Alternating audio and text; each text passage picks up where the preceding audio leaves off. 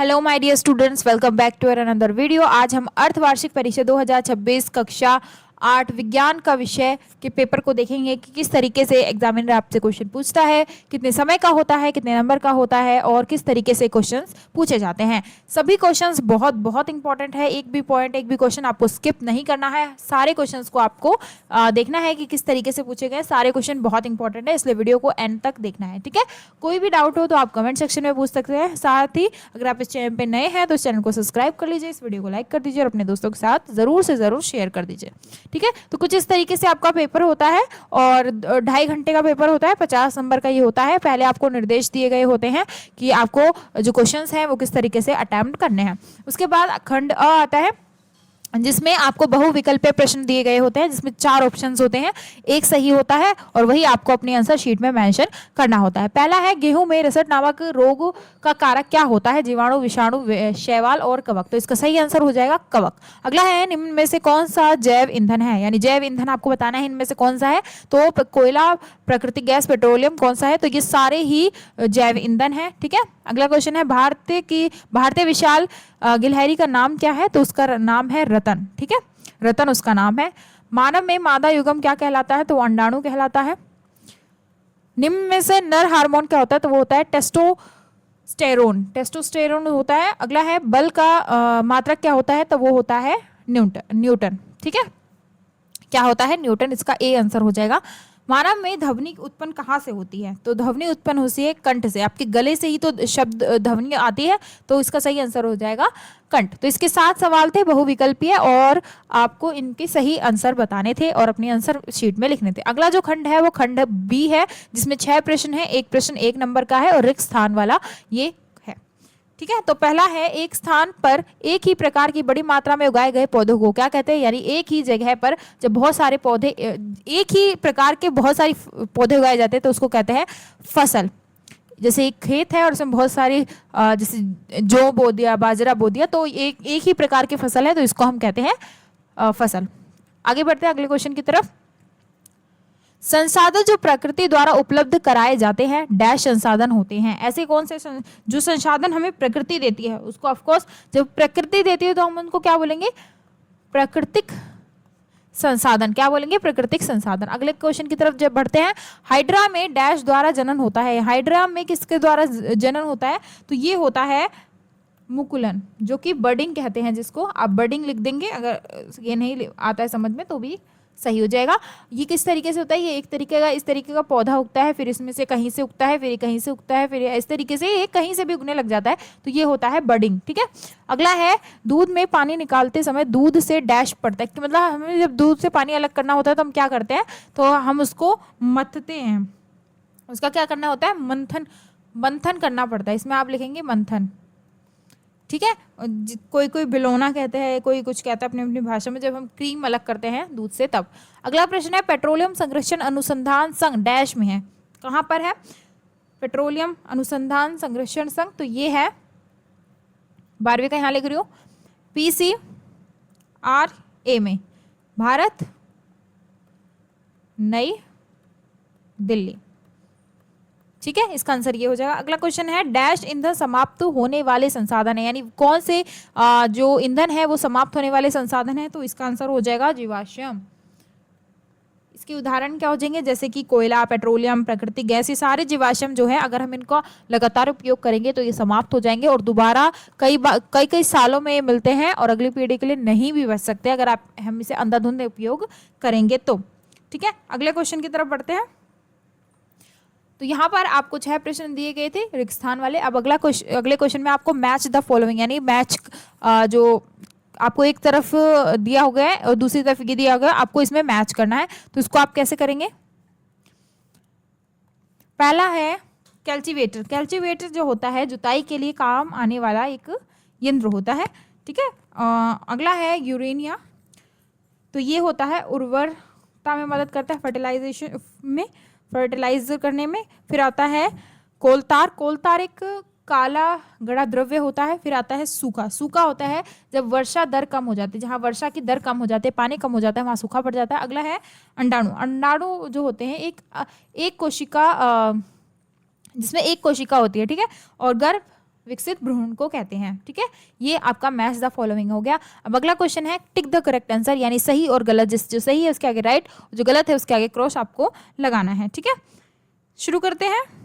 जो पहला है वो लिखा हुआ है प्रत्येक अंडाणु एकल कोशिका का होता है। तो क्या सभी अंडाणु एकल कोशिका के होते हैं? अभी हमने ऊपर भी पढ़ा था, तो इसका बिल्कुल सही आंसर है कि बिल्कुल सही है। अगला बढ़ते हैं, हमारे वायुमंडल में 78% ओजोन गैस है, ऑक्सीजन गैस है। तो क्या ऑक्सीजन गैस 78% है? जी नहीं। अगला है नाइट्रोजन गैस होती है। 78% क्या होती है? नाइट्रोजन गैस होती है, नाइट्रोजन गैस होती है। ठीक है, ऑक्सीजन लगभग सिर्फ 21% होती है। अगला है सजातीय आवेश एक दूसरे को प्रतिकर्षित करते हैं। तो ये एकदम सही हो जाएगा। अगला है अब जो ये होते हैं समान अवशेष एक दूसरे को दूर करते हैं और अलग अलग जो होते हैं एक दूसरे को आकर्षित करते हैं। जो सेम होते हैं वो एक दूसरे को प्रतिकर्षित करते हैं। अगला है अग्निशामक यंत्र ऑक्सीजन का उपयोग होता है। तो जो अग्निशामक यंत्र होता है इसमें ऑक्सीजन का उपयोग होता है, तो ये बिल्कुल गलत हो जाएगा। अगला है दही में अनेक सूक्ष्मजीव पाए जाते हैं। तो ये बिल्कुल सही हो जाएगा। इसमें हमें ये इसमें को बहुत सारे बैक्टीरियाज देखने को मिलते हैं। ठीक है, तो ये सही गलत वाला था। अगला आएगा अति लघु प्रश्न। आपको सिर्फ छोटे छोटे इसमें आंसर्स देने हैं, बिल्कुल छोटे छोटे इसके आंसर्स देने हैं। तो पहला है खरपतवार क्या होती है? तो जब हम खेत में फसल के साथ उगाने वाले कुछ बेकार पौधे, ठीक है, जैसे कोई फसल हमने उगाई उसके साथ जो बेकार पौधे उगते हैं उनको हम क्या कहते हैं? खरपतवार कहते हैं। क्या कहते हैं? खरपतवार कहते हैं। जब हम उन्हें निकालते हैं, जैसे घास हो, इसमें कैसे क्या क्या हो सकते हैं? घास हो सकती है और चौलाई हो सकती है। ठीक है, ये सब बोलने जाने वाले प्रश्न है। वैसे तो आप घास लिख देंगे तो भी समझ जाएगा। मतलब जो फसल के साथ बेकार की चीजें उगती हैं उनको खरपतवार कहते हैं। उन्हें निकालने में यंत्रों का उपयोग किया जाता है। अगला है मोमबत्ती की ज्वाला का नामांकित चित्र बनाइए। यानी आपको मोमबत्ती जो होती है उसका इस तरीके से कुछ चित्र बनाना है। आप बना सकते हैं, वो आप देख लीजिए। ठीक है, अगला है किसी चार रोगों के, ये ऊपर वाले का है, किसी 4 रोगों के नाम बताइए जिन्हें वैक्सीन द्वारा रोका जा सकता है। तो इसमें आप लिख सकते हैं खसरा, ठीक है, और लिख सकते हैं आप चेचक, एक लिख सकते हैं आप पोलियो। इसके लिए और 4 बताएं तो एक आप लिख सकते हैं हेपेटाइटिस, और अब तो आप कोरोना भी लिख सकते हैं, है ना। तो आप इसमें 4 रोगों का नाम लिख सकते हैं जिसके लिए वैक्सीन लगती है, वैक्सीन द्वारा इसे रोका जाता है। अगला है विद्युत चालक एवं विद्युत कुचालक पदार्थ के 2 उदाहरण देने हैं। चालक और कुचालक दोनों के 2 उदाहरण देने हैं।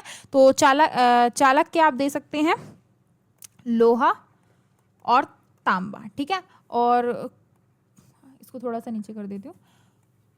कुचालक क्या आप इसके हो गए ये, और कुचालक क्या आप दे सकते हैं लकड़ी और रबर।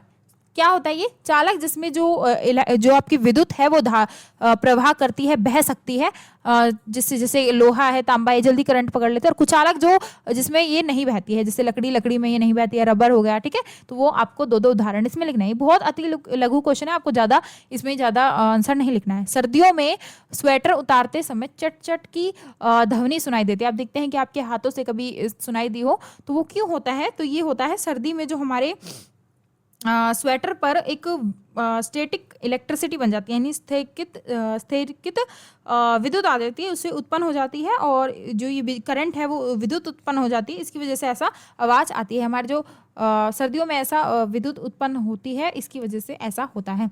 ठीक है, ये हो गए आपके बिल्कुल अति लघु। और अब आते हैं लघुता। इसमें आपको 2 से 3 लाइनों में जवाब देना है।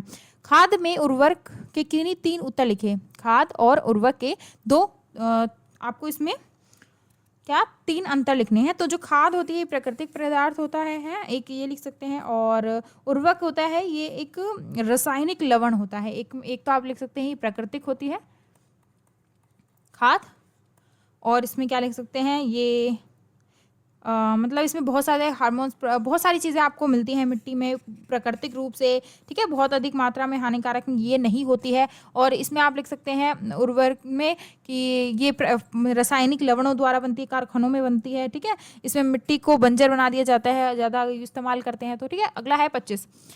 हमारे जीवन में उपयोग सूक्ष्म जीवों के बारे में 4-4 पंक्तियां लिखनी है। अगर आप जो हमारे जीवन में हम छोटे छोटे जीवों का जो सूक्ष्म जीव होते हैं उन पर हमें पंक्ति लिखनी है, तो आप इसमें लिख सकते हैं दूध